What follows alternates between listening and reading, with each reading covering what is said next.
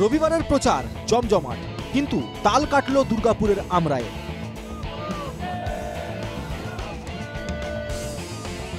তারকা প্রার্থীকে বরণ করে নিতে প্রস্তুত ছিলেন দলীয় কর্মী সমর্থকরা।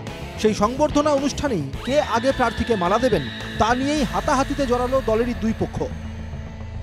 প্রার্থী অবশ্য বলছেন কোনো গোষ্ঠী কোন্দল নেই।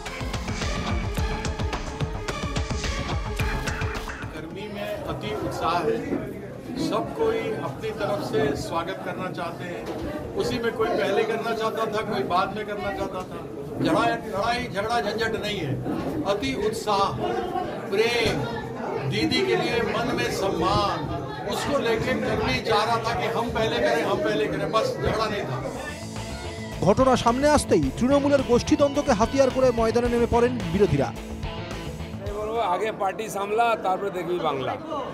আর টিএমসি ঝামেলা মেটাতে ভোট পার হয়ে যাবে। উনি আমাকে ধমকি দিচ্ছেন, চমকি দিচ্ছেন, ওনার পার্টির লোকেদের সামলান। ভোট তো বর্তমান দুর্গাপুরের লোক দিয়ে দেবে, সে কাকে দেবে সেটাও তারা ঠিক করে রেখেছে। এই ধরনের বহিরাগত আর এরকম উৎপাতিয়াদের তারা ভোট দেবেন। আরও হার ধাক্কা খাবেন, আরও অপমানিত হবেন, আলাঞ্ছিত হবেন, আর বিনা ভোটে হেরে পড়ে গিয়ে আপনাকে বিহারে আশ্রয় নিতে হবে।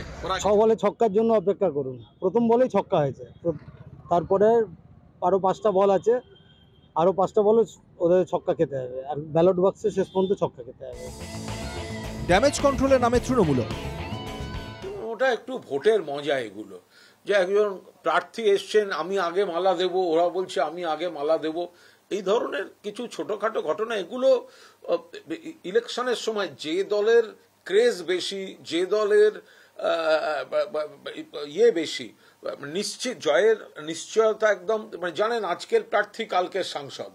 ফলে এটা তো বিজেপির মতো নয় যে অমুক কেন প্রার্থী হয়েছে, তমুককে মেদিনীপুর থেকে তুলে আর এক জায়গায় এক্সপোর্ট করে দিলাম, ব্যাপারটা সেরম নয়। এটা হচ্ছে আমাদের প্রার্থী এসছেন, যিনি জিততে চলেছেন, আরে আমরা একটু আগে দিই, ওরা বলছে আগে আমরা মালা দেবো, এইসব ঘটনা। মুখে যাই বলুন না কেন, প্রার্থীর সামনে গোষ্ঠীদ্বন্দ্বে হাতাহাতি নিয়ে রীতিমতো সরগরম জেলা রাজনীতি। দুর্গাপুর থেকে সাধন রুজের রিপোর্ট, এনকেটিভি বাংলা।